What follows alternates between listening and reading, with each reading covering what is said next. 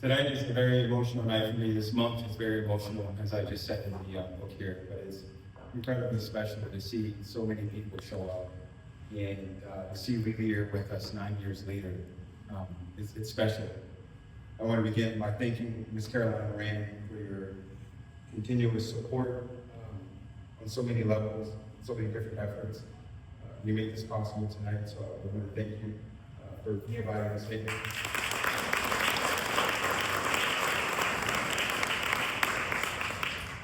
You know, I kind of have some remarks here, but I don't really think that I need them. You know, this drive that I made this afternoon was a drive that I made for many, many months. From Philly to the Mawr Rehab, a kid who was navigating the Philly streets and the Philly lights, and then driving here and putting on my high beams at night was, you know, was a little different. And so I made this drive. It was really interesting because I spent a lot of time in these back roads and learning the roads. And, there was a point where I stopped using my GPS because I was just very familiar with the area. I'm probably the only guy from inner city Philadelphia who knows this area quite well. But, you know, we're here tonight to celebrate Wheelie and talk about the Patient Assistance Fund and the impact that the Bryn Rehab Hospital has had on Wheelie, but also our family, myself, including, you know, as I said, I think I was probably coming here maybe 8 months, and I would leave work almost 5 o'clock on the dot every day, and I would send a text to Evie or to Richie just to communicate, figure out what's going on that day, how Lily's doing, that I was going to be there. And the days that I couldn't make it to the hospital, it was devastating to me. You know, work wasn't really a priority. My priority was Lily. You know, when we saw that the video, the picture we saw of Lily in the ICU, you know, when she was in that state, I told Lily, I whispered to her, I said, if you decide to make it, and you decide to live, I'll show up, I'll be here. And 9 years later, I'm standing here.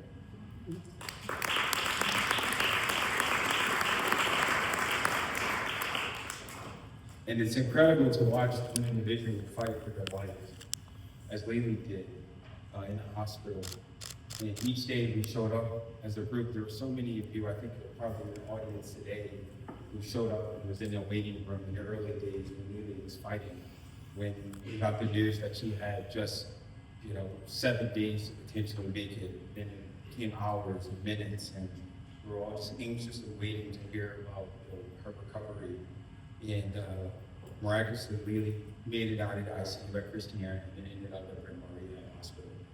And during my time there, I got to know the community. I got to know the different therapists, the nurses. Everyone poured so much into Lily, into the family.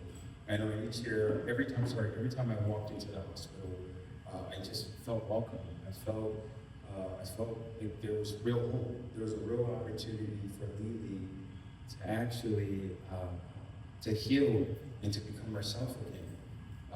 Normally, you know, you hear doctors and they give you diagnoses and they tell you, maybe things are going to happen and it may work, it may not work. But when I was at Bryn Rehab, I felt like Lily was going to be Lily again. And you know, I got to participate in therapy, which was cool.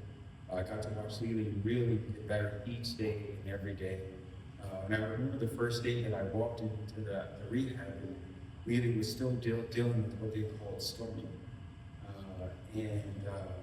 But I immediately felt that she was going to that was going to go away, and Lily was going to be herself again.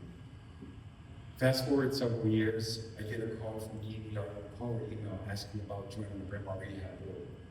And I immediately said yes. And I've been asked to join quite a few boards. And when I think about joining boards, I want to be able to join a board and actually have a real impact. And when I was talking with Evie about joining the Bryn Rehab board, it was, well, okay, what can I actually do? How can I have an impact on the board? And we thought about the Lady Jones Patient Assistance Fund. I'll get into a quick story. In March of 2020, I lost my oldest brother, David. And David was a victim of gun violence. He was shot in the head. And I'll never forget the day walking into the hospital, and this crazy part for me was there was a time when I walked to the hospital leaving, she had a towel covered over her head. And I walked to the hospital, and I saw the exact same image of my brother. But there was two different outcomes. My brother didn't live, but Lily survived. And when I was thinking about the fund, and I was thinking about the impact that this fund could have and what I could do, it was immediately went back to my brother and thought about, well, where if my brother actually survived a gunshot wound? Would he actually have the care and the resources to live a meaningful, decent life? I know that's all relative, right? But what would have happened to my brother? You know, fortunately, Billy comes from this amazing family. Richie, Evie, Philip, Lydia, Liddy, Annie, Hillary, Tim, so many people I know. I'm sorry, Josh. So many folks. There's so many people here that that surrounded her, that's giving her the power and the will to want to live and to fight.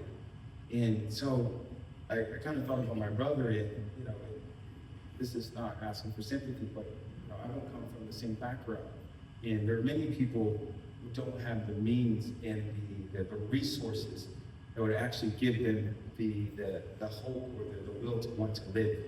And you know, I'm a person that I wake up every day and I see the glass half full.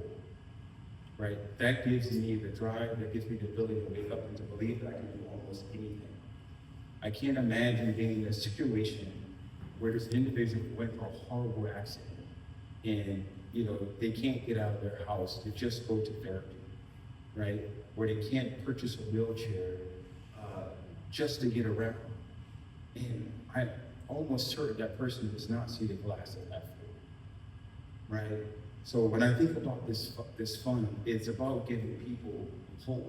It's about allowing people to believe, right? It's about giving people who unfortunately went through a incident or accident that completely altered their life. But we're here today, and we can all make a huge difference. We can all contribute in a small way or big way, or figure out how to really grow this fund, so that people wake up every day and believe and have the will to live. When we're talking about this fund, originally the goal was $50,000, but I'm not sure how many people are familiar with the cost of actually staying in the hospital, right? I thought that was a great goal. Let's dream big. Let's have a huge impact. Let's change lives. So we decided to up that goal to $1 million, right?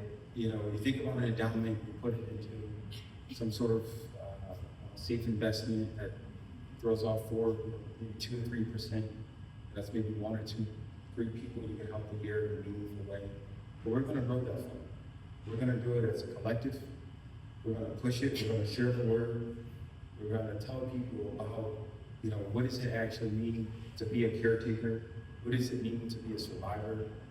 And it's going to take this group it's going to take this group here to actually make a difference.